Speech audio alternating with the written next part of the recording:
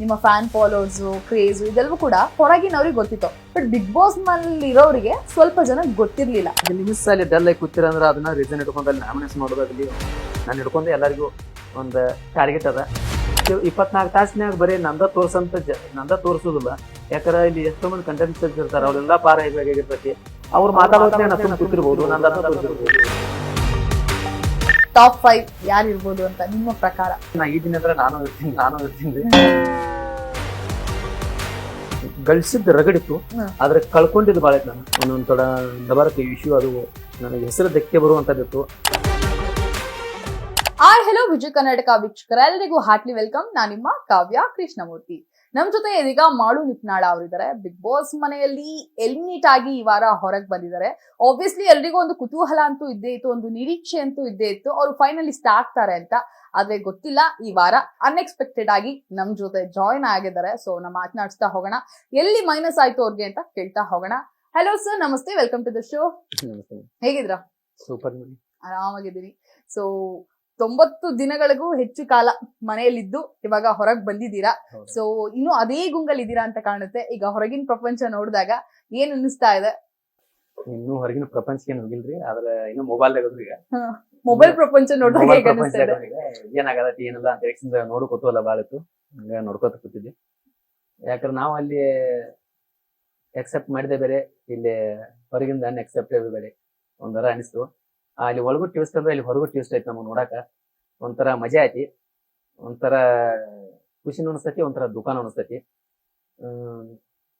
ಹೆಂಗ್ ಖುಷಿ ಆಕೈತಪ್ಪ ಅಂದ್ರ ಅಲ್ಲಿದ್ರೆ ನಮ್ಗೆ ಇನ್ನ ಆಟ ಆಡ್ಬೋದಾಗಿತ್ತು, ಖುಷಿ ಇತ್ತು. ಇಲ್ಲಿ ಹೊರಗೆ ಬಂದ ದುಃಖ ಏನಂದ್ರ ಈಗ ನಾವು ಅಭಿಮಾನಿಗಳು ನಿರೀಕ್ಷೆ ಮಾಡಿದ್ದ, ಅಭಿಮಾನಿಗಳು ನಾವು ಫಾಲೋ ಮಾಡಿದ, ಅಭಿಮಾನಿಗಳು ನಮ್ಗೆ ಸಪೋರ್ಟ್ ಮಾಡಿದ್ದ, ಅಭಿಮಾನಿಗಳನ್ನ ನಮ್ಮ ಮ್ಯಾಲ ಆಸೆ ಇಟ್ಕೊಂಡಿದ್ದ, ಅದನ್ನೆಲ್ಲಾ ತರ ನೋಡ್ತಂದ್ರ ನಾವಿನ್ನೂ ಹೊರಗೆ ಹೋಗ್ಬಾರ್ದಾಗಿತ್ತು, ಇನ್ನೂ ಇರ್ಬೇಕಾಗಿತ್ತು. ಇಷ್ಟು ಬೇಗ ಬರಾಕ ನಾವು ಏನು ತಪ್ಪು ಮಾಡಿಲ್ಲ ಅನಸ್ತೈತಿ. ಯಾಕಂದ್ರೆ ನಾವು ಬರುವಂತದ ನಮ್ಮ ಅಭಿಮಾನಿಗಳು ನಮ್ಗೆ ಉಳಿಸ್ಕೋಬೇಕಂತ ಎಷ್ಟು ಪ್ರಯತ್ನ ಮಾಡ್ಯಾರ, ಇಲ್ಲಿ ನಾವ್ ಯಾಕೆ ಬಂದು ಅಂತ ಹೇಳಿಸಿಂದ ನನಗೆ ಪ್ರಶ್ನೆ ಉಂಟಾರ.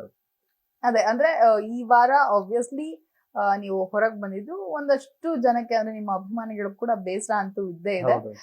ಸೊ ಇಫ್ ಇನ್ ಕೇಸ್ ನೀವು ಒಳಗಿದ್ರೆ ಈ ವಾರ ಯಾರು ಹೊರಗ್ ಬರ್ಬೇಕಿತ್ತು ಅಂತ ನಿಮಗ್ ಅನ್ಸುತ್ತೆ? ನಮ್ಮ ಬದಲಾಗಿ ನಾ ಸ್ಪಂದನ ಅನಿಸ್ತೈತಿ ನನ್ನ ಜೋಡಿ ಇದ್ದಾಗ. ಯಾಕಂದ್ರೆ ಅವ್ರಕ್ಕಿಂತ ನಾವು ಆಕ್ಟಿವ್ ಇದ್ದು, ನಾವೆಲ್ಲಾದ್ರೂ ಫಿಸಿಕಲ್ ಸ್ಟಾಕ್ ಆಯ್ತು, ಒಂದ್ ಟಾಸ್ಕ್ ಆಯ್ತು, ಎಲ್ಲಾದ್ರೂ ಒಂಥರ ನಾ ಇದ್ನಿ.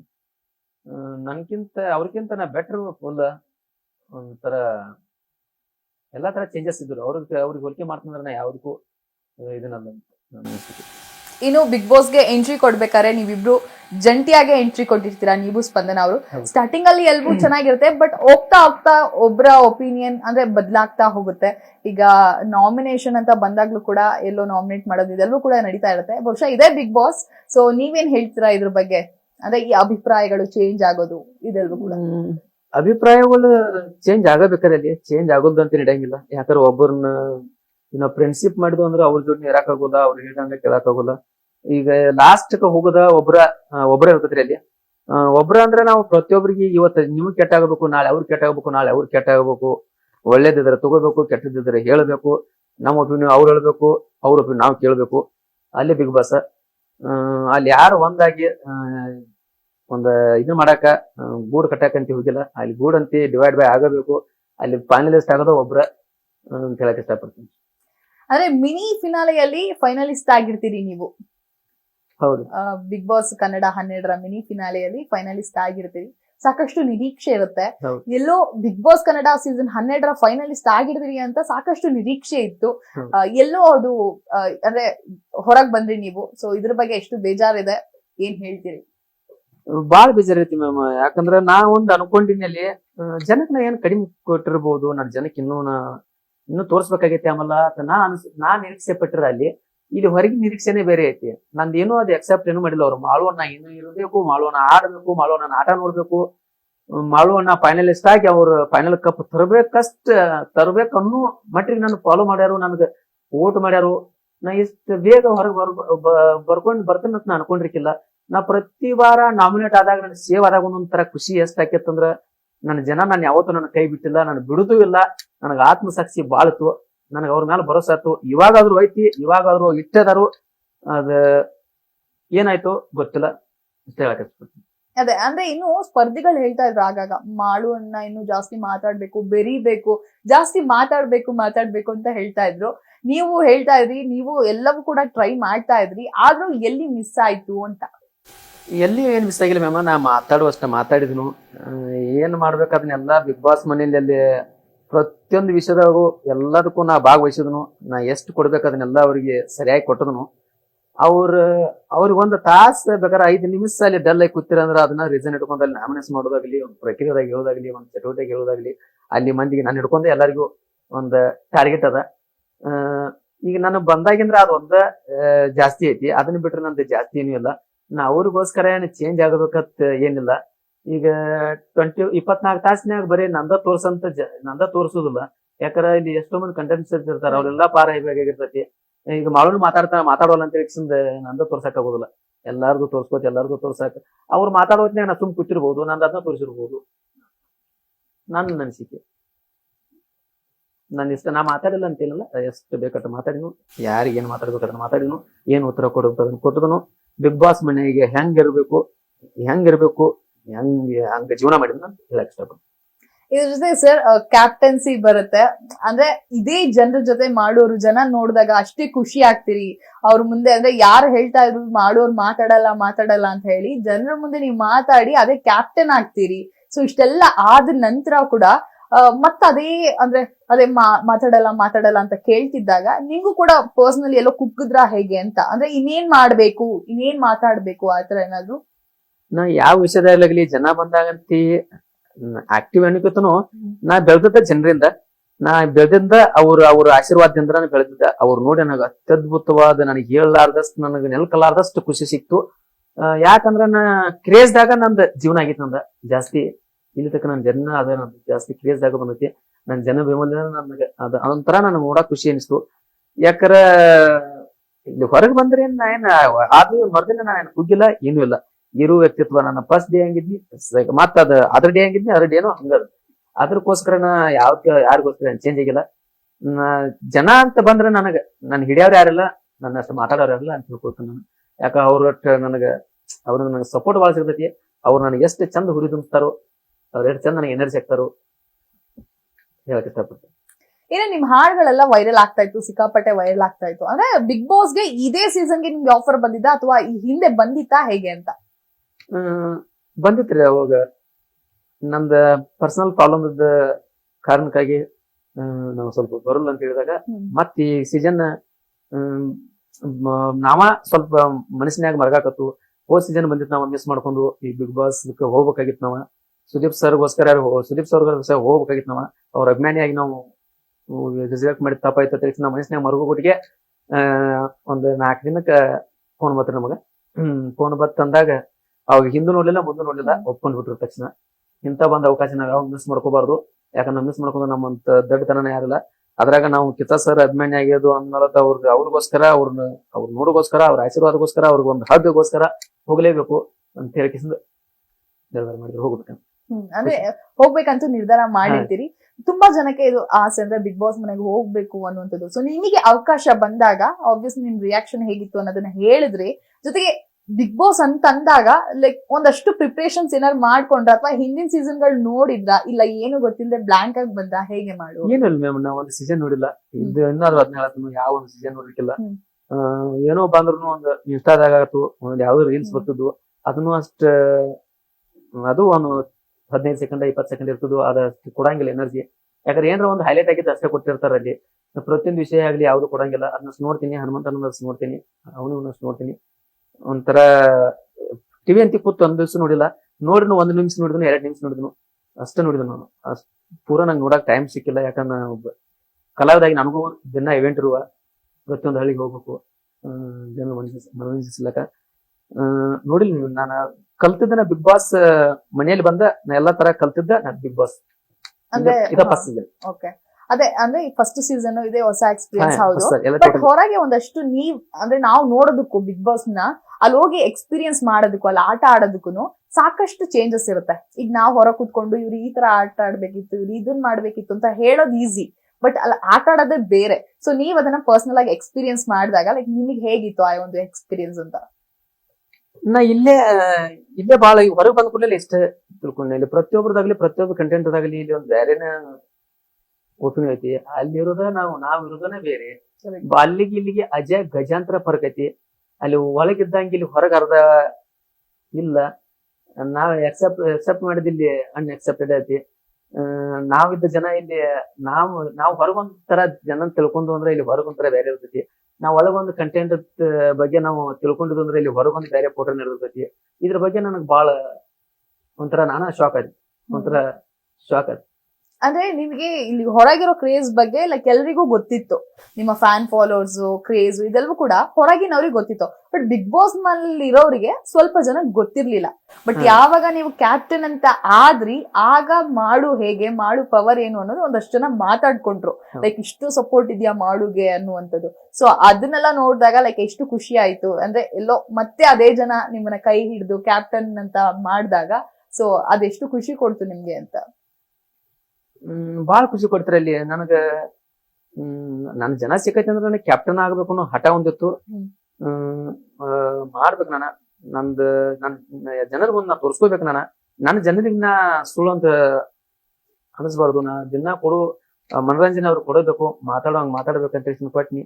5 ಜನತ್ರೊಳಗ ಕ್ಯಾಪ್ಟನ್ಸಿ ಒಂದು ಓಡ್ದಂದ್ರ ಗೆದ್ದಾಗ ಒಂಥರ ಬಹಳ ಖುಷಿ ಆಯ್ತು.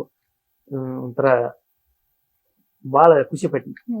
ಇನ್ನು ಒಳಗ್ ಹೋಗ್ಬೇಕಂದ್ರೆ ಬಿಗ್ ಬಾಸ್ ಶುರುವಿನಲ್ಲಿ ನೀವು ಒಳಗ್ ಹೋದಂತ ಸಂದರ್ಭದಲ್ಲಿ ಎಲ್ಲೋ ಸ್ವಲ್ಪ ಹೊಂದ್ಕೊಳಕ್ಕೆ ಕಷ್ಟ ಆಯ್ತಾ ಅಂತ ಹೇಳಿ, ಯಾಕಂದ್ರೆ ಬೇರೆ ಬೇರೆ ಜನಗಳು ಎಲ್ಲವೂ ಕೂಡ. ಸೊ ಹೊಂದ್ಕೊಳ್ಳೋದಕ್ಕೆ ಕಂಟೆಸ್ಟೆಂಟ್ಸ್ ಗಳ ಜೊತೆಗೆ ಆ ಮನೆಗೆ ಕಷ್ಟ ಆಯ್ತಾ, ಲೇಟ್ ಆಯ್ತಾ, ಹೇಗೆ ಅಂತ? ಬಾಳ ಕಷ್ಟ ಅಂದ್ರೆ ಬಾಳ ಕಷ್ಟ ಆಯ್ತು ನನಗ. ಯಾಕಂದ್ರ ಇಲ್ಲಿ ನಮ್ಮ ಮನ್ಯಾಗ ಇದ್ದಂಗ ಅಲ್ಲಿ ಇರಾಕ್ ಬರುದಿಲ್ಲ. ನಮ್ಮ ಮನ್ಯಾಗ ಯೂಸ್ ಮಾಡಿ ಪದಗಳಲ್ಲಿ ಯೂಸ್ ಮಾಡಕ್ ಬರುದಿಲ್ಲ. ನಮ್ಮ ಮನ್ಯಾಗ ಜಗಳ ಆಡ್ದಂಗ ಅಲ್ಲಿ ಜಗಳಾಡಕ್ ಬರುದಿಲ್ಲ. ಯಾವ್ದ್ರ ವಿಷಯ ಇತ್ರ ಅಷ್ಟೇ ಜಗಳ ಆಡ್ಬೇಕು, ಯಾವ್ದ್ರ ವಿಷಯ ಇತ್ರ ಅಷ್ಟೇ ಮಾತಾಡ್ಬೇಕು. ಇಲ್ಲಿ ನಮ್ಮ ಮನ್ಯಾಗ ಏನೈತಿ, ಪ್ರತಿಯೊಂದು ವಿಷಯಕ್ಕಾಗಲಿ ನಾವು ಎಲ್ಲದಕ್ಕೂ ಮಾತಿರ್ತೈತಿ. ಇಲ್ಲಿ ಮಾತಾಡ್ದೆ ಬೇರೆ, ಅಲ್ಲಿ ಮಾತಾಡ್ದೆ ಬೇರೆ. ಅವ್ರು ಏನ್ ಮಾತಾಡತಾರ ಅದಕ್ಕೆ ಉತ್ತರಾಟ ಕೊಡ್ಬೇಕಾಗಿರ್ತೈತಿ. ಎಕ್ಸ್ಟ್ರಾ ಏನು ಮಾತಾಡಕ್ ಬರೋದಿಲ್ಲ. ಯಾಕಂದ್ರೆ ಅವ್ರಿಗೆ ಕೂತಾರ ಅಂದ್ರೆ ನಂದೇ ಅದೇ ಅದು ಹೇಳ್ಕೊಳಕ್ ನಡೆದಿಲ್ಲ ಅಲ್ಲಿ. ಯಾಕೆ ಹೇಳ್ಕೊಳಕ್ ನಡೆದಿಲ್ಲ ಅಂದ್ರೆ ಅವ್ರಿಗೆ ಕೇಳಕ್ ಇಂಟ್ರೆಸ್ಟ್ ಇರ್ತೈತಿ ಇಲ್ಲೋ ಗೊತ್ತಿಲ್ಲ. ನನಗೊಂಥರ ಮುಜುಗರ ಪಟ್ಕೋತೀನಿ ನಾನು. ಏನಿಲ್ಲ ಬಿಡ, ಅವ್ರದ್ದು ನಮ್ಗೆ ಹೇಳ್ಕೊಂಡ್ರ ನಮ್ದು ಅವ್ರಿಗೆ ಹೇಳಕ್ ಚಂದ ಇರ್ತೈತಿ, ಒಂಥರ ಮಜಾ ಇರ್ತೈತಿ. ಈಗ ಅವ್ರು ಕೂತಾರು ನಮ್ದ ಹೋಗಿ ಹೇಳ್ಕೊಂಡು ನನಗೊಂದ್ಸರ ಸರಿ ಅನ್ಸ್ಲಿಲ್ಲ. ಎಲ್ಲರ ಜೊತೆ ಬೆರಿತಕ ಸ್ವಲ್ಪ ಕಷ್ಟ ಆಯ್ತು. ಹಂಗ ಕಂಟಿನ್ಯೂ ಆಗ ನಾನು ಸ್ವಲ್ಪ ಎಲ್ಲರ ಜೋಡಿ ಬೆರ್ತ್ಕೋತ, ಎಲ್ಲರ ಜೋಡಿ ಕೂಡ್ಕೋತ, ಎಲ್ಲರ ಜೋಡಿ ಜಾಲಿ ಮಾಡ್ಕೋತ, ಮಜಾ ಮಾಡ್ಕೋತ, ಹಾಡ್ಕೋತ ಕುಣ್ಕೊಂಡ್ ಕಂಟಿನ್ಯೂ ಆಯ್ತು. ಈ ಲಾಸ್ಟ್ ಬಂದಂಗಂತಿ ಪೂರ ಎಲ್ಲರ ಜೋಡಿ ಕ್ಲೋಸ್ ಆಗಿದ್ದು. ಇನ್ನೇನೋ ಕಪ್ಪಿಗೆ ಹೋಗ್ಬೇಕು ಅನ್ನೋಷ್ಟ್ರಾಗ ಹಿಂಗಾಯ್ತು. ಅಂದ್ರೆ ಇದ್ರ ಜೊತೆಗೆ ಅದೇ ನೀವೇ ಹೇಳ್ದಂಗೆ ಹೊಂದ್ಕೊಳಕ್ ಇದೆಲ್ಲವೂ ಕೂಡ ಕಷ್ಟ ಆಗಿದ್ರು ಕೂಡ 2ನೇ ವಾರಕ್ಕೆ ನೀವ್ ಹೇಳ್ತೀರಾ ನಾನು ಹೊರಗ್ ಹೋಗ್ತೀನಿ ಆತರ ನಿಮಗ್ ಬರುತ್ತೆ. ಅಂದ್ರೆ ಇಲ್ಲಿರಕ್ಕೆ ಇಷ್ಟ ಇಲ್ಲ ಅನ್ನೋ ರೀತಿ. ಆದ್ರೆ 90 ದಿನಗಳನ್ನ ಕಂಪ್ಲೀಟ್ ಮಾಡಿದ್ರ. ಅಲ್ಲಿ ಸುದೀಪ್ ಸರ್ ನಿಮ್ಗೆ ಹೇಳಿದಂತ ರೀತಿ ಇದೆಲ್ಲವೂ ಕೂಡ ನೋಡಿದಾಗ 2ನೇ ವಾರಕ್ಕೆ ನೀವು ಹೊರಗ್ ಬರ್ಬೇಕು ಅನ್ಕೊಂಡಿರ್ತೀರಾ. ಬಟ್ 90 ಡೇಸ್ ತನಕ ಈ ಒಂದು ಜರ್ನಿ ಇದೆಯಲ್ಲ, ಸೊ ಇದ್ರ ಬಗ್ಗೆ ಹೇಳೋದಾದ್ರೆ ಮಾಡೋರೆ, ನಾವ್ ಹೊರಗ್ ಹೋಗ್ಕನತ್ ಹಂಗ ಆ ರೀತಿ ಅಂದ್ರೆ ನಾ ಯಾವ ರೀತಿ ಹೇಳ್ತೇನೆ. ಈಗ ನನ್ನ ಭಾಷೆ ಆಯ್ತು, ಯಾವ್ದಾದ್ರು ಒಂದು ಅಸಲಿಲ್ ಬೇಗಳಾಯ್ತು, ಯಾರಿಗ ರೆಸ್ಟ್ರಿಕ್ಟ್ ಮಾಡ್ಕೋದಾಯ್ತು, ಯಾರಿಗ ಬೈದಾಯ್ತು, ಇದ್ರಿಂದ ನನಗ್ ಭಯ ಬಾಳ ಐತಿ. ನನಗ ಯಾರು ಏನೋ ಅನ್ಬಿಟ್ಟಿಗೆ ನಾನು ಹೊಳ್ ರಿಯಾಕ್ಷನ್ ಮಾಡಿರೋ ಏನಾಗೈತಿ. ನಾನು ಹಳ್ಳಿ ಭಾಷೆ ತಗರಿ ಇವ್ರ ಜೊತೆ ಮಾತಾಡಿದ್ರೆ ಸರಿ ಅನ್ಸೋದಿಲ್ಲ. ಯಾಕಂದ್ರೆ ನಮ್ಗೆ ಸ್ವಲ್ಪ ಒಳಟ ಭಾಷೆ. ಇವು ಒಂದ್ ಬೈಗಳ ಇಲ್ಲಿ ಹಿಂಗ ಪೋಟ್ರಿ ಆಕೈತಿ, ಹಿಂಗ ಪಬ್ಲಿಸಿಟಿ ಆಕೈತಿ, ಅದ ಎಷ್ಟು ವೈರಲ್ ಆಕೈತಿ ಅನ್ನೋದು ನನಗೆ ಗೊತ್ತು ಐತಿ. ಹಿಂಗಾಗಿ ನಾ 2ನೇ ವಾರಕ್ಕೆ ಹೋಗ್ಕನಂತಲ್ರಿ, ನಾ ಇದನ್ನ ಫಾಲೋ ಮಾಡ್ಕೊಂಡೆ, ಮನಸ್ಸು ಗಟ್ಟಿ ಮಾಡ್ಕೊಂಡೆ. ಇದನ್ನೆಲ್ಲ ನಾ ಮನಸ್ಸಿನಾಗ ಇಟ್ಕೊಂಡ್ ಇದನ್ನ ತಾಳ್ಮೆ ಶಕ್ತಿ ಇಟ್ಕೊಂಡ್ ನಾ ಅನ್ಕೊಂಡಿದ್ ಸಾಧನೆ ಮಾಡ್ಬೇಕಂದ್ರೆ ಇದನ್ನೆಲ್ಲ ನಾ ಮೂಟೆ ಕಟ್ಟಿ ಇಡಬೇಕು. ನಾ ಇಲ್ಲಿ ಒಳ್ಳೆ ಮನುಷ್ಯಾಗಿ ಒಳ್ಳೆ ವ್ಯಕ್ತಿಯಾಗಿ ಹೊರಗೆ ಹೋಗ್ಬೇಕು. ನನ್ನಿಂದ ಜನರ ಒಳ್ಳೆಯದೊಂದು ನೋಡ್ಬೇಕು, ನನ್ನಿಂದ ಕೆಟ್ಟದ್ ಯಾರು ನೋಡ್ಬಾರ್ದು ಅಂತ ಹೇಳಿ ನಾನು ಮನಸ್ಸಿಗೆ ಅಣಿ ಹಾಕೊಂಡ್ ಅಲ್ಲೇ ಬಿಟ್ಟಿದ್ದ. ಇದೊಂದ ನನಗ್ ಬಾಳ ಏನೋ ಅಂದ ಕಿಸಿಂದ ಏನ್ರು ಉತ್ತರ ಕನ್ನಡ ಭಾಷೆಲಾಗ ಬೈದ್ರ ಹಂಗ, ಸಿಟಿಗೆ ಬಂದ್ರೆ ಹಂಗ, ಇದೊಂದು ಭಯ ಅದ. ಇದನ್ನ ಬಿಟ್ರೆ ನನಗೆ ಯಾವ್ದು ಭಯನೂ ಇಲ್ಲ, ಯಾರ್ದು ಭಯನೂ ಇಲ್ಲ. ಸೊ ಅದೇ ರೀಸನ್ ಏನಾದ್ರು ಮಾತ್ ಕಡಿಮೆ ಮಾಡಿದ್ರ ಹೇಗೆ ಅಂತ ಆಲ್ಮೋಸ್ಟ್ ನನಗೆ ಅರ್ಧ ಅದ ಭಯ ಆಯ್ತು. ಅದೇ ಏನ್ರ ಒಂದು ಏನ್ರ ಮಾತಾಡ್ರಿ, ಏನ್ರ ಬೈಗಳು ಬಂದವು, ಮಾತುಗಳು ಅವ್ರಿಗೆ ಆಗೋದು ಮಾತುಗಳು ಬಂದವು ಅನ್ನೋ ಒಂದು ಭಯನ ಬಾಳ, ಅದೊಂದು ಹಿಂಜರಿಕೆ ಸ್ವಲ್ಪ. ಓಕೆ. ಆದ್ರೂ ನಿಮ್ಗೆ ಅಂದ್ರೆ ಕಡಿಮೆ ಟೈಮ್ ಅಲ್ಲಿ ಈಗ ರಕ್ಷಿತಾ ನಿಮ್ಗೆ ಸಿಕ್ಕಾಪಟ್ಟೆ ಕ್ಲೋಸ್ ಆದ್ರು. ಅದಾದ್ಮೇಲೆ ನಿಮ್ದೆ ಒಂದು ಅಂದ್ರೆ ಚೆನ್ನಾಗಿತ್ತು, ಒಂದು ಗ್ಯಾಂಗ್ ತರ. ರಕ್ಷಿತಾ ನೀವ್ ಏನೇ ಮಾಡಿದ್ರು ನಿಮ್ಮನ್ನ ಬಿಟ್ಕೊಡ್ತಾ ಇರ್ಲಿಲ್ಲ, ಪಾಪ ಹೊರಗ್ ಬರ್ಬೇಕಾದ್ರು ಕೂಡ ಕಣ್ಣೀರ್ ಹಾಕಿ ಕಳ್ಸ್ಕೊಟ್ರು. ಸೊ ಈ ತರದ್ ಒಂದಷ್ಟು ಬಾಂಡಿಂಗ್ ನಮ್ಗೆ ಸಿಗೋದು ಬಿಗ್ ಬಾಸ್ ನಲ್ಲೇ. ಗೊತ್ತಿಲ್ಲ, ಇವತ್ ನಾಮಿನೇಟ್ ಮಾಡ್ತೀವಿ, ಬೈತೀವಿ, ಜಗಳ ಆಡ್ತೀವಿ, ನಾಳೆ ಮತ್ತೆ ಅದೇ ಬಾಂಡಿಂಗ್, ಅದೇ ಫ್ರೆಂಡ್ಶಿಪ್ ಇದೆಲ್ಲವೂ ಕೂಡ ಕಂಟಿನ್ಯೂ ಆಗೋದು ನೋಡಕ್ ಸಿಗೋದು ಇಲ್ಲೇ. ಸೊ ಇದ್ರ ಬಗ್ಗೆ ಹೇಳೋದಾದ್ರೆ ಬಿಗ್ ಬಾಸ್ ಮನೇಲಿ ಈ ತರದ ಬಾಂಧವ್ಯಗಳ ಬಗ್ಗೆ ನಿಮಗೆ ಹೇಗೆ ಅನ್ನಿಸ್ತೆ, ಹೇಗೆ ಎಕ್ಸ್ಪೀರಿಯನ್ಸ್ ಆಯ್ತು? ಈಗ ನಮಗ ಒಂಥರ ಬಾಂಧವ್ಯ ಅನ್ನೋದಕ್ಕೂ ಒಂಥರ ಅಲ್ಲಿ ಇವತ್ತು ಬಾಂಧವ್ಯ ಯಾವಾಗ ಇರ್ತೈತಿ, ಯಾವಾಗ ಓದ್ತೈತಿ ಅದಂತಿ ಯಾರು ಊಹೆ ಮಾಡ್ಕೊಕಾಗೋದಿಲ್ಲ ಅಲ್ಲಿ. ಯಾಕಂದ್ರೆ ಯಾವಾಗ ಚಲೋ ಆಗ್ಬೋದು, ಯಾವಾಗ ಹೊಡಿಬಹುದು. ಯಾಕಂದ್ರೆ ಅಲ್ಲಿ ಲಾಸ್ಟ್ ಹೋಗೋದು, ಕೊನೆದಾಗಿ ಹೋಗೋದಂದ್ರೆ ಒಂದ್ ಬಿಗ್ ಬಾಸ್ ಅಂದ್ರೆ ಒಬ್ರ ದಿನ ಹೋಗೋದಲ್ಲಿ 4 ಜನ ತಗೋಕಾಗುಲ್ಲ. ಇರುವಷ್ಟು ಕೆಲವೊಂದು ಎಷ್ಟು ದಿನ ಇರ್ತು ನಾವು ಅಂತಂಗಿ ಅಕ್ಕ ತಂಗಿ ಆಗಿರು ಅಂತ ಹೇಳಿ ನಂದೊಂದು ಭಾವನೆ ಇತ್ತು. ಮತ್ತೆ ಆಕಿಗೆ ಕೊಡೋ ಪ್ರೀತಿ, ಆಗ ಮಾತಾಡ್ಸೋ ರೀತಿ, ಮತ್ತೆ ನಮ್ಮ ವಿಚಾರಣೆ ಮಾಡೋದಾಗ್ಲಿ, ನಮ್ ಯೋಗಾಕ್ಷಿ ವಿಚಾರಣೆ ಮಾಡೋದಾಗ್ಲಿ, ಊಟ ಮಾಡಿದ ತಂದು ಕೊಡುದ, ಅಂತ ನನ್ನ ತಂಗಿ ಪ್ರೀತಿ, ನನ್ನ ಫ್ಯಾಮಿಲಿ ಪ್ರೀತಿ ಸಿಕ್ಕಿದ್ರೆ ಅಲ್ಲಿ ಬಹಳ ಒಳ್ಳೆ ಹುಡುಗಿ. ಒಳ್ಳೆ ಕಲ್ಮಶ ಇಲ್ಲದ ಕೂಸಿದ್ದಂಗ. ಯಾಕಂದ್ರ ಬಾರಿ ಬಿಡ್ರಿ. ಯಾಕಂದ್ರೆ ಈಗ ಒಂದು ಆಕೆ ಏನ್ ದೊಡ್ಡವಾದಾಳ ಅಂದ್ರೂ ಆಕೆ ಒಂಥರ ಹುಡುಗರ ಬುದ್ಧಿ. ಮಾತಾಡ್ಬೇಕಾದ್ರೆ ಕುಣ್ಕೋತ ಮಾತಾಡೋದು, ಒಂದ್ ಚಟುವಟಿಕೆ ಆದ್ರೆ ಒಂದ್ ಡ್ಯಾನ್ಸ್ ಮಾಡ್ಕೋತಾನ ಮಾಡಿದಂಗ ಮಾಡ್ತೇವೆ. ಒಂದು ಡ್ಯಾನ್ಸ್ ಮಾತ್ರ ಆಕೆ ಆಕ್ಟಿವ್ ಆಗಿರ್ತಿರ್ಕಿಲ್ಲ. ಒಳ್ಳೆ ಹುಡುಗಿ. ನನಗಂತ ಇಷ್ಟ ಆದವಾಗ ಈಗ ಎಷ್ಟೋ ಮಂದಿ ಜನ ಮಾವನ ಫ್ಯಾನ್ಸ್ ರಕ್ಷಿತಾಗ ಫಾಲೋ ಮಾಡದೈತಿ, ತನ್ನ ಎಷ್ಟೋ ಒಂದು ಮಾಡ್ರು, ಅದನ್ನ ನಂಬಾಕ್ ಹೋಗಿಲ್ಲ ನಾನು. ಯಾಕಂದ್ರೆ ಪಾಪ ಆಕೆ ಆಟ ಹಾಕಿ ನನಗ. ಯಾಕಂದ್ರೆ ಇಲ್ಲಿ ಒಳ್ಳೇದ್ ಯಾವ್ದ ಕೆಟ್ಟದ್ ಯಾವ್ದ ಜನ ನೋಡೋದಿರ್ತೈತಿ. ಯಾವ್ದು ತಗೋಬೇಕಂತ ತಗೋಬೇಕು, ಬಿಡ್ಬೇಕಂತ ಬಿಡ್ತೈತಿ. ಎಲ್ಲಾನು ತಗೋಬೇಕಾಗ್ತೇನಿಲ್ಲ, ಎಲ್ಲಾನು ಬಿಡೋಬೇಕಾಗ್ತೇನಿಲ್ಲ. ಹಿಂಗ ಅನ್ಸ್ತು. ಒಳ್ಳೆ ಹುಡುಗಿ. ಇನ್ನು ಸರ್, ನಾಮಿನೇಷನ್ ಅಂತ ಬಂದಾಗ ಮಾಡೋರು ಎಲ್ಲೋ ಕಾರಣಗಳನ್ನ ಕೊಡೋದು ಸರಿ ಇಲ್ಲ ಅಂತ ಲೈಕ್ ಮನೆಯವರು ಆಗಾಗ ಹೇಳ್ತಾ ಇದ್ರು, ಆರೋಪ ಮಾಡ್ತಾ ಇದ್ರು. ಸೊ ನಮಗ್ ಗೊತ್ತಿಲ್ಲ, ನಮಗೇನ್ ಅನ್ಸ್ತಾ ಇತ್ತು ಹೊರಗ್ ನೋಡಿದಾಗ, ಎಲ್ಲೋ ಅವ್ರ ಮನ್ಸ್ ನೋಯಿಸಕ್ಕೆ ಮಾಡೋರ್ಗೆ ಇಷ್ಟ ಇಲ್ವೇನೋ ಈ ತರ ಅನ್ನಿಸ್ತಾ ಇತ್ತು. ಬಟ್ ನಾಮಿನೇಷನ್ ಅಂತ ಬಂದಾಗ ಕಾರಣಗಳು ಕೊಡ್ತಿದ್ರಲ್ವಾ, ಸೊ ಆಗ ನಿಮ್ ತಲೆಗೆ ಏನ್ ಓಡ್ತಾ ಇತ್ತು ಅಂತ? ಏನಿಲ್ಲ, ನನ್ನ ತಲೆಯಲ್ಲಿ ಓಡುದನ್ನೆಲ್ಲ ನಾ ಕರೆಷ್ಟ ಕೊಟ್ಟಿರ್ತೀನಿ, ಅವ್ರ ತಕ್ಕಂತೆ ಕೊಟ್ಟಿರ್ತೀನಿ. ನನಗ ಎಕ್ದಮ ಹಾಡ್ ಕೊಡೋದ್ರಲ್ಲಿ ಇಷ್ಟ ಹಾಕಿರ್ಕಿಲ್ಲ. ನನಗೊಂದು ಮೃದು ಒಂಥರ ಅವ್ರಿಗೆ ಹೊಂದಾಣಿಕೆ ಆಗುವಂತದ ನಾನು ನೋಡಿದ್ದ ಅಷ್ಟ ಕೊಡ್ತೀನಿ. ಯಾಕಂದ್ರೆ ಅಲ್ಲಿ ಯಾರಿದ್ರು ನೀವಾದ್ರೂ ಹೇಳ್ಬೇಕಾಗಿರ್ತೈತಿ, ನಾನಾದ್ರೂ ಹೇಳ್ಬೇಕಾಗಿರ್ತೈತಿ. ಅದೊಂದು ಮಾತುಗಳಲ್ಲಿ ಸರಿಯಾಗಿ ಕೊಟ್ಟಿಲ್ಲ ಅನ್ನೋದು ಮಾತಿರ್ತೈತಿ. ನನ್ನ ಆತ್ಮ ಗೊತ್ತಿತ್ತು, ನನ್ನ ಮನಸ್ಸಿಗೆ ಗೊತ್ತಿತ್ತು. ನಾ ಕರೆಸ್ಟ್ ಕೊಡೋದನ್ನು ಅವ್ರ ತಕ್ಕಂತೆ ಅವ್ರು ಹೆಂಗದಾರ ಹಂಗ ಕೊಟ್ಟದನ್ನು ಅನ್ನೋದಿತ್ತು. ಸರಿಯಾಗಿ ಕೊಟ್ಟಿರ್ತೀನಿ. ಅವ್ರ ತಿಳ್ಕೋದ್ ರೀತಿ ಬೇರೆ ಇರ್ತಂದ್ರೆ ನಾ ಏನ್ ಮಾಡಕ್ ಹೋಗುದಿಲ್ಲ. ನಾ ಅವ್ರನ್ನ ಮೆಚ್ಕೋಬೇಕಂತೇನು ಮಾಡಕ್ಕೆ ನನಗೆ ಜರುತ್ತಿಲ್ಲ. ನನಗೆ ಮೆಚ್ಚುಗೆ ಐತಿ. ನನ್ನ ಜನ ಮೆಚ್ಚಿದ್ರ ಸಾಕ. ಚಲೋದ್ರ ತಗೊಂಡಿರ್ತಾರೋ, ಬೇಡದ್ರ ಬಿಟ್ಟಿರ್ತಾರೋ. ಇನ್ನು ಟಾಸ್ಕ್ ಅಂತ ಬಂದ್ರೆ ಮಾಡೋರು ಎಲ್ಲಾ ಟಾಸ್ಕ್ ಅಲ್ಲೂ ಚೆನ್ನಾಗಿ ಆಡ್ತಾ ಇದ್ರು. ಇಷ್ಟು ಚೆನ್ನಾಗಿ ಟಾಸ್ಕ್ ಆಡ್ತಾರೆ ಅಂತ ಕ್ಯಾಪ್ಟನ್ಸಿ ರೇಸ್ ಅಲ್ಲಿ ನೀವು ಮತ್ತೆ ರಕ್ಷಿತಾ ಆದಂತ ಟಾಸ್ಕ್ ಗಳಿಂದ ಲೈಕ್ ಎಲ್ರಿಗೂ ಗೊತ್ತಾಯ್ತು, ಮಾಡೋರು ಟಾಸ್ಕ್ ಕೂಡ ಸಖತ್ತಾಗಿ ಆಡ್ತಾರೆ ಅಂತ ಹೇಳಿ. ಬೇರೆ ಎಲ್ ಮೈನಸ್ ಆಗಿರ್ಬೋದು ಮಾಡುವವ್ರೆ ಅಂದ್ರೆ ಲೈಕ್ ಹೊರಗ್ ಬರೋದಕ್ಕೆ ಅಂತ? ನಾನು ಹೊರಗೆ ಬರೋದಕ್ಕ ಯಾವ್ದು ಮೈನಸ್ ನಾ ತಿಳ್ಕೊಂಡಿನಿ. ನನ್ನ ಅಭಿಮಾನಿಗಳು ಬಳಗಕ್ಕ ಇನ್ನೂ ನಾ ಕಡಿಮೆ ಕೊಟ್ಟನು ಅಂತ ಅನ್ಕೊಂಡಿನಿ ನಾನು. ಅದಕ್ಕ ನಾ ಇನ್ನೂ ಏನೋ ಕೊಡ್ಬೇಕಾಗಿತ್ತೆ. ಆಮೇಲೆ ನನಗ ಅನ್ಸ್ಕೊಂತ ಯಾವ್ದೋ ವಿಷಯದಾಗಲಿ ಒಂದಿನ ಕೊಡ್ಬೇಕಾಗಿತ್ತೆ. ಆಮೇಲೆ ತನ್ನ ಕೊಟ್ಟ ಹೊರಗೆ ಬಂದ ಟೈಮ್ದಾಗ ಇದೆಲ್ಲ ಸೋಷಿಯಲ್ ಮೀಡಿಯಾ ಆಯ್ತು, ಇನ್ಸ್ಟಾಗ್ರಾಮ್ ಪೇಜ್ ಆಯ್ತು, ಟೋಟಲ್ ಒಂದಿಟ್ಟು ಎಲ್ಲ ನೋಡೋಣ. ಏನು ಕಡಿಮೆ ಕೊಟ್ಟಿಲ್ಲ, ಒಂದ್ ಪಟ್ಟು ಜಾಸ್ತಿನೇ ಕೊಟ್ಟದನ್ನ ಅನ್ಸಕೈತಿ. ಅವ್ರು ಫಾಲೋ ಮಾಡೋದ್ ರೀತಿ ನೋಡಿ, ಅವ್ರು ವೋಟಿಂಗ್ ಮಾಡೋದ್ ರೀತಿ ನೋಡಿ, ಒಂದ್ ಪ್ರತಿಯೊಂದು ವಿಡಿಯೋ ನೋಡಿ, ನನ್ನ ಬಗ್ಗೆ ಮಾತಾಡೋ ರೀತಿ ನೋಡಿ, ನಾ ಏನು ಕಡಿಮೆ ಕೊಟ್ಟಿಲ್ಲ. ಅವ್ರಿಗೆ ಒಂದಿಟ್ಟು ಜಾಸ್ತಿನೇ ಕೊಟ್ಟನು.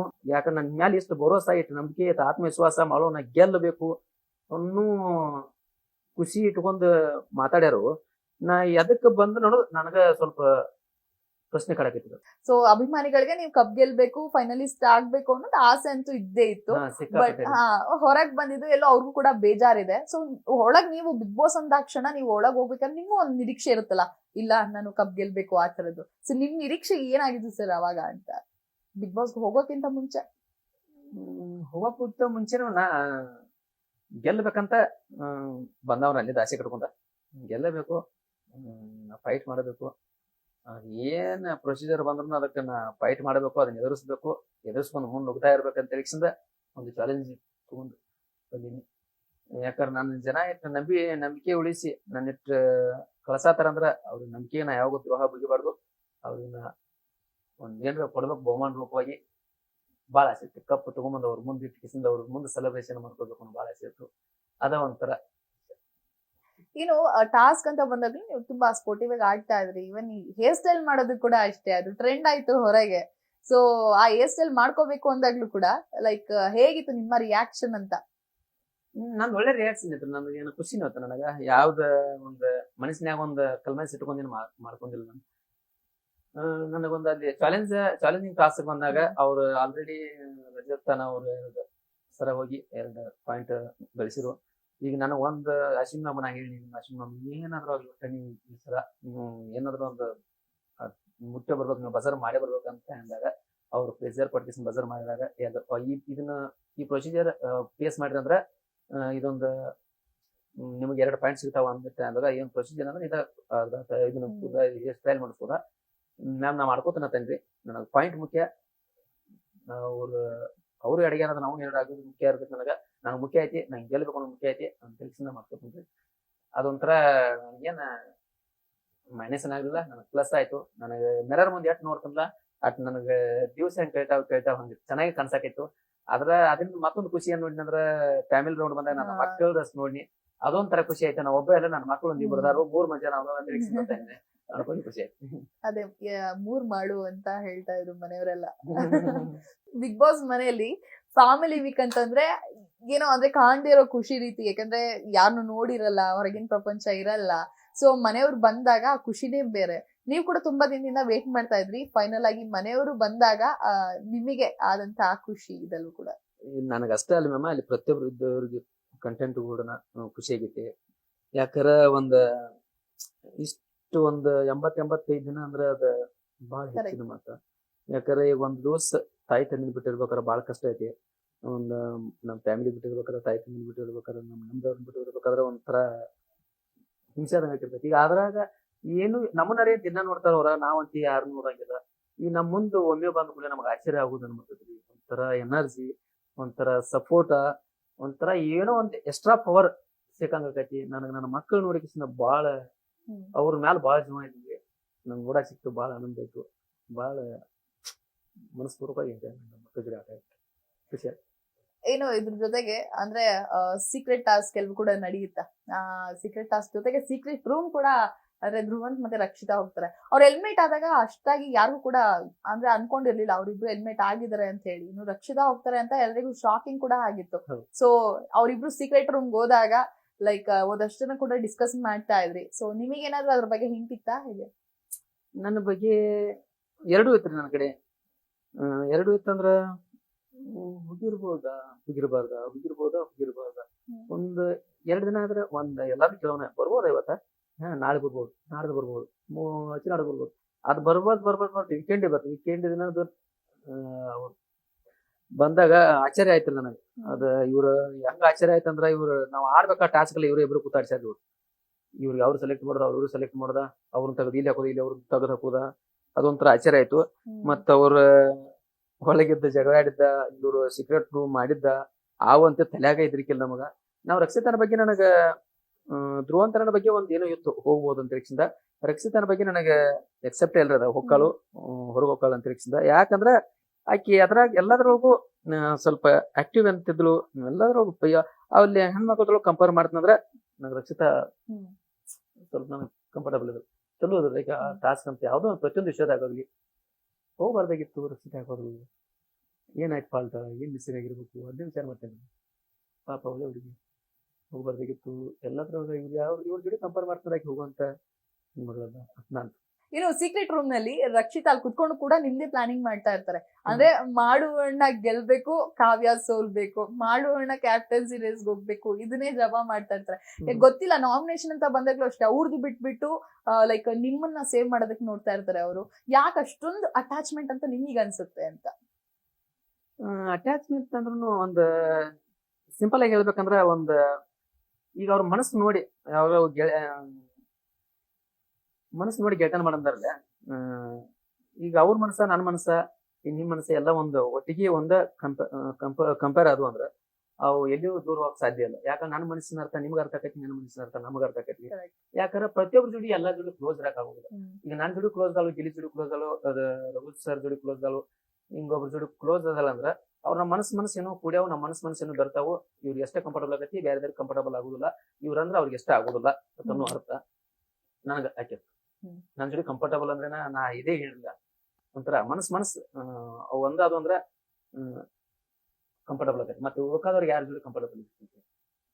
ಇನ್ನು ಇದ್ರ ಜೊತೆ ಟಾಪ್ 5 ಯಾರು ಇರ್ಬೋದು ಅಂತ ನಿಮ್ಮ ಪ್ರಕಾರ? ನನ್ನ ಪ್ರಕಾರ ನಾ ಈ ದಿನ ಅಂದ್ರೆ ನಾನು ಇರ್ತೀನಿ. ನೀವಿಲ್ಲ. ಬಿಟ್ಟು ಕೊಡಕಂತ ಮಾತೆಲ್ಲ, ನಾನು ಜನ ನೋಡ್ತೀನಂದ್ರ ನಾ ಟಾಪ್ 5 ಮೊದಲೇ ಇರ್ಬೇಕು. ಆನಂತರ ನೆಕ್ಸ್ಟ್ ಈಗ ಅವ್ರದ್ದು ಹೇಳ್ಬೇಕಾಗಿರ್ತೈತಿ, ಯಾಕಂದ್ರೆ ಅವ್ರು ಮುಂದಿನ ವಾರ ಇರ್ತಾರ, ಇಲ್ಲಿ ಬರ್ತಾರೋ ಅಲ್ಲಿ ಇರ್ತಾರೋ ನನಗೂ ಗೊತ್ತಿಲ್ಲ. ಯಾಕಂದ್ರೆ ನನ್ಗೆ ಅನ್ಸಿಕೆ ಪ್ರಕಾರ ಇಲ್ಲಿ ಹೊರಗೆ ಬಂದ್ ನೋಡ್ತೀನಂದ್ರ ಗಿಲ್ಲಿ ಇರ್ಬೋದು, ನೆಕ್ಸ್ಟ್ ರಘು ಸರ್ ಇರ್ಬೋದು, ಆನಂತರ ರಕ್ಷಿತಾ ಇರ್ಬೋದು, ಆನಂತರ ಧನುಷ್ ಇರ್ಬೋದು ಆಟದಲ್ಲಿ. ನನಗೆ ಇಷ್ಟ ಅನ್ಸ್ತದ್ರಿ. ಮತ್ತ ನಾ ಇದ್ನಂದ್ರ ನಾನ ಇದ್ನ ಅನ್ಕೊಂಡಿದ್ರ ನಾನು, ಏನೋ ನಂದ್ ಬ್ಯಾಡ್ ಲೆಕ್ಕ ಅನ್ಕೊಂಡಿದ್ದೆ.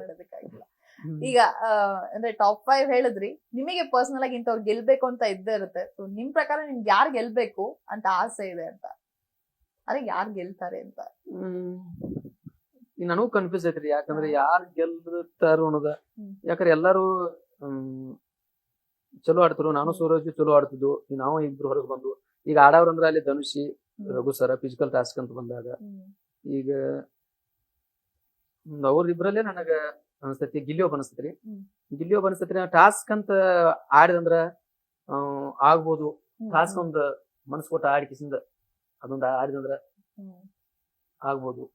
3 ಮಂದಿದ್ರೊಳಗೆ ಒಬ್ರ ಯಾಕಾರ ಅಂತ ನನಗೆ.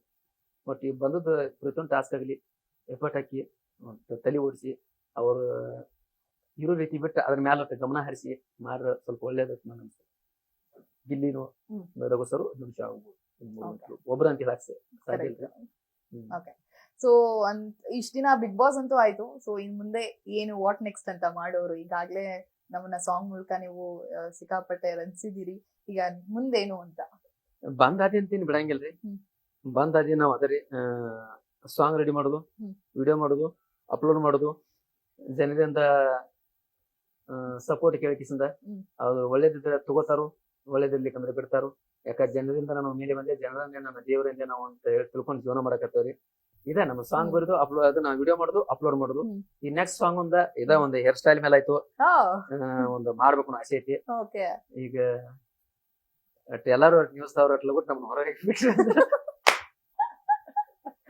ಲಗುಟ್ ಹೋಗಿ ಸಾಂಗ್ ಅಂತ ಮಾಡ್ಕೊಂಡ ರೆಡಿ ಹಾಕಿಸಿಂದ ನಮ್ ಜನಕ್ಕೆ ಏನು ಕೊಡ್ಬೇಕಂದ್ರೆ ಕೊಡ್ಬೇಕು.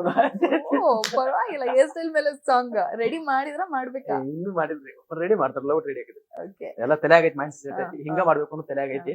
ಹೋಗಿ ರೆಡಿ ಮಾಡ್ತಾರ ಅಷ್ಟೇ, ಅದೇನ್ ಇಮಿಡಿಯೇಟ್ಲಿ ಆಗಿಬಿಡ್ತದೆ. ಇನ್ನೂ ಜನರಿಂದ ಸೇವಾ ಆಗ್ಬೇಕ್ರಿ ನಾವು ಹೋಗಿ. ಇದ್ರ ಜೊತೆಗೆ ಇನ್ನೊಂದ್ ಏನಂತಂದ್ರೆ, ಆಬ್ವಿಯಸ್ಲಿ ನಿಮ್ಗೆ ಫ್ಯಾನ್ ಫಾಲೋವರ್ಸ್ ಇರೋದೇ ಎಲ್ರಿಗೂ ಗೊತ್ತಿದೆ.